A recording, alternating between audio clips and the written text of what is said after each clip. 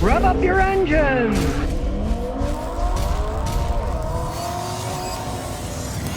Well, Ford is having problems with their electric Lightning pickups up the wazoo.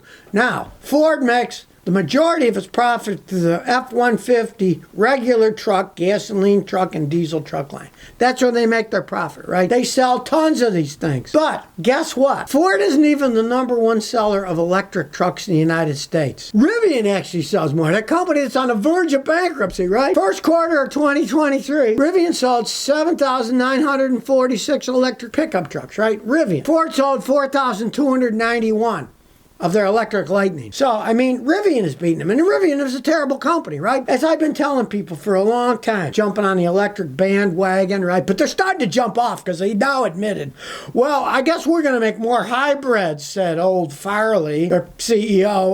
We're going to have to push hybrids more, right? Yeah, because nobody's buying their stupid electric pickup trucks because they're not any good. Like that Canadian guy who rented one and said, this is the biggest scam in modern history. The truck was a minor wreck. He couldn't drive it for 6 months, waiting to get the parts, waiting to get it fixed, and then he took it for a trip to Canada, to Chicago, and found out that the chargers don't work half the time. He ended up having to tow to the Ford dealer to get it charged, rented a vehicle there, and then came back and picked it and took it back to Canada and said, what a scam. This truck is only good for in-city driving, right? Ford really messed up with that one. You know, they should have never, ever built an electric pickup truck that's just based on their regular F-150 and electrified it, right?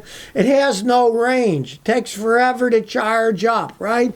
It's expensive. The Canadian guy paid $115,000 for his. Granted, it was Canadian dollars, which are worth less, but it's still an awful lot of money. Ford, if they can't even outsell Rivian with their electric pickup trucks, maybe they should say goodbye to them. Goodbye, electric trucks. People really don't want them.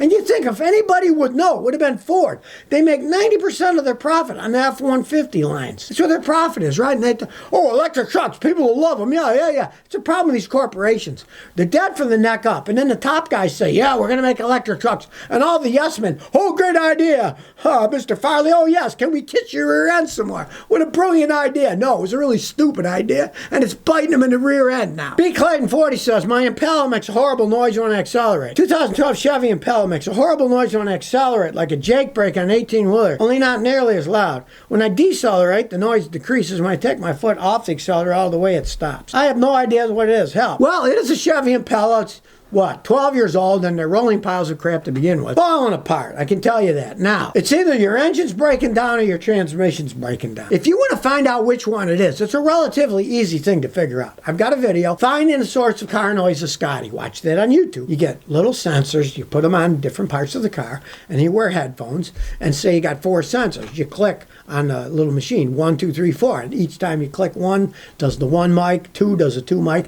So if you want to just use 2 sensors, put 1 on the motor, put 1 on the transmission. Then you can see where the noise is coming from. So then they'll be able to figure out, is it my engine that's falling apart, or is it my transmission that's falling apart? But either way, it costs a small fortune to rebuild either the engine or the transmission on that Impala. If I were you, I'd get rid of that thing as fast as possible, unless you want to spend many thousands of dollars on a car that isn't worth many thousands of dollars. They got a certain lifespan. You didn't give how many miles, but it's 12 years old, so I'm assuming it's 100-something thousand. And that's pretty much when they become disposable cars. MS Turn 1975 says, my PT Cruiser is acting up. The check engine light came on with PO420. Car started losing power. When I'd accelerate, the RPMs would go high, but it wouldn't go anywhere. I'd have to let off the gas for it to go into gear and start moving. I don't know what to do. Well, unfortunately, you have more than one problem.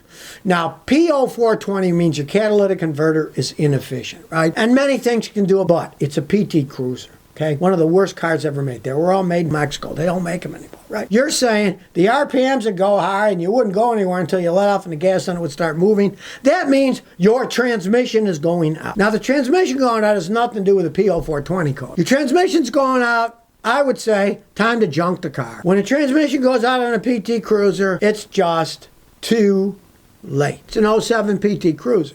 But you didn't say what kind of transmission. Let's say you don't have automatic transmission, but you got a manual. If you got a manual transmission, then yeah, Easy fix for the running. It was just the clutch was slipping. You need a new clutch, right? But if you have an automatic transmission, they also have clutches inside, but then you got to rebuild the transmission. It's not like a standard transmission where you pull it off, then change the clutch parts, which are external to the transmission, put it back together. An automatic transmission, they're internal to the transmission. You got to rebuild it. In that case, it's time to get rid of it now, where you can at least sell it for something, because when it doesn't move at all, you'll get $50 from a junkyard man for that thing. Your transmission's slipping. When they slip, they're shot on those PT Cruisers, and they cost a fortune to rebuild. Way more than the value of the car, unfortunately. Grace says, what is the hole in the front grille? My father-in-law has a hole in his Lexus GS350 front bumper. Is this normal? Did something fall off? What is it? The way the Lexuses go, my wife's Lexus is the same way. The bumpers are plastic, and then in one part, there's a hole that's supposed to have a plastic piece that snaps into that hole. It's the same color painted as the bumper. What you do when you have to tow the car is, you pull the plastic piece out, then you screw in this hook that's in the trunk of the car. That's the tow hook.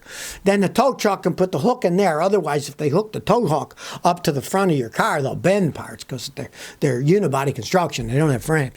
That's where the tow hook goes in. Now, just for curiosity, have him look in his trunk. Make sure he's still got the tow hook, because if it's not there to screw in, he ever needs to be towed, they can't tow it, right? Tow truck drivers don't carry the ones that screw in there. Now, what he's missing is the piece that snaps in there. If it fell out in his driveway, have him put it back. If not, he's going to have to go to a Lexus dealer and buy that piece, but unfortunately, he's going to have it custom painted to match the color of his car, because it fits in the bumper, which is also painted.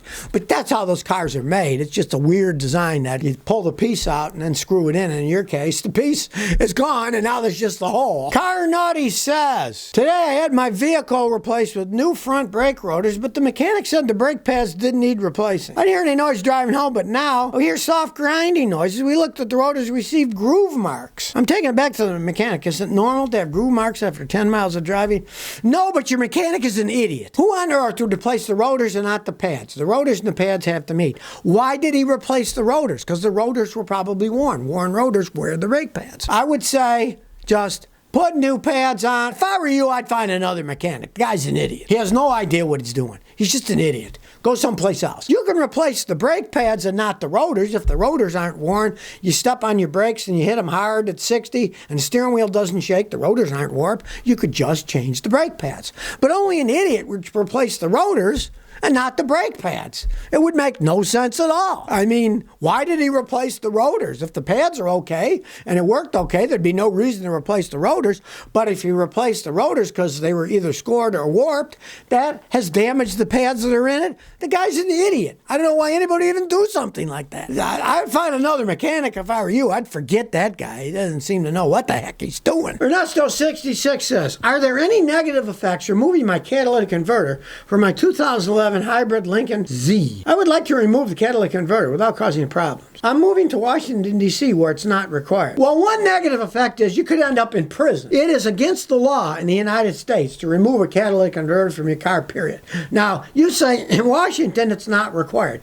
Actually, it is required, but if they don't do emissions testing every year to get your car inspected, that some states do, yeah, you could drive it. Nobody's going to tell you can't because there's no emission testing, right? You would be breaking federal law. All cars sold in the United States are supposed to have catalytic converters on them, right? Now, if you're talking about how the vehicle runs, it'll probably run better. The only thing a catalytic converter does is burn pollutants. It's made there to stop pollution. It burns onboard hydrocarbons.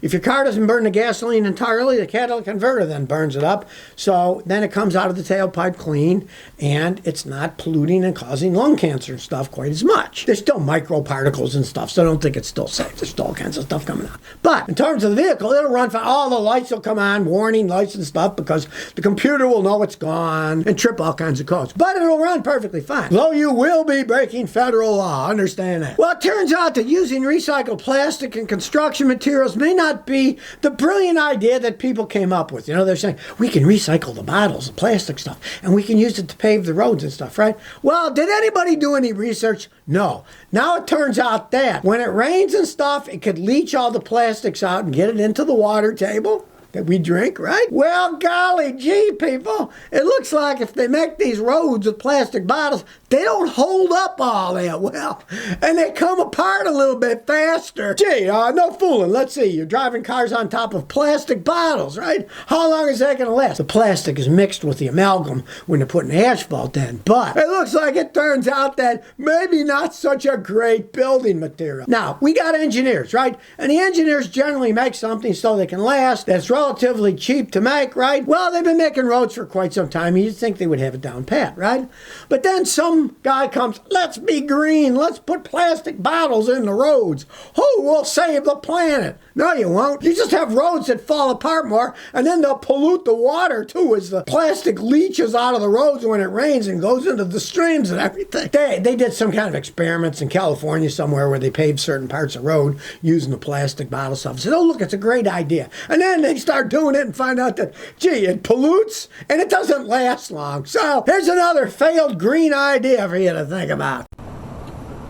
So if you never want to miss another one of my new car repair videos, remember to ring that bell.